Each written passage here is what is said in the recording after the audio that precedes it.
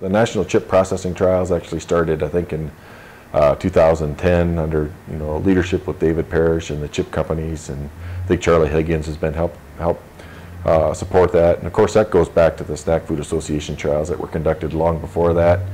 Dave Douches has also helped a great deal, and actually I think writing that grant and getting that off the ground at Michigan State University. And so we've been really sort of come in and tried to help provide some resources to help move that process forward, especially with the creation of improved breeding tools, identification of markers that might be able to be utilized to actually select for varieties with lower acrylamide forming potential and better processing characteristics in a quicker fashion.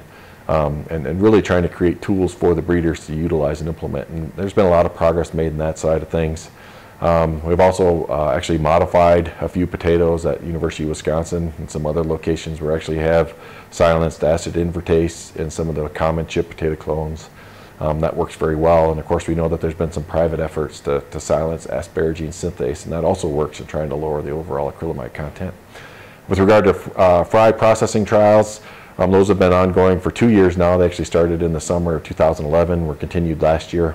We're going to meet hopefully in the next few weeks to try to start talking about how do we take advantage of what we've learned from those first 2 years and apply it to 2013, trying to work with the processors. I think what's been really fascinating about that, there's a lot more communication going on with the processors and what they want in end product quality, and then how raw product contributes to that, and then how do we create a mechanism whereby we can select varieties earlier on or identify varieties earlier on that either have or don't have potential for end product quality or for consumer attributes, which really has been a hang-up in terms of trying to identify alternatives to Russet Burbank and some of the other commonly accepted fry processing varieties. I think Lamoka has got a lot of attention on the chip side, same with Nicolette.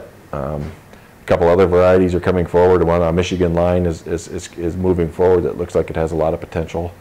Accumulators perform fairly well in the south. It's also had some challenges, so I think some growers are trying that out in some different regions.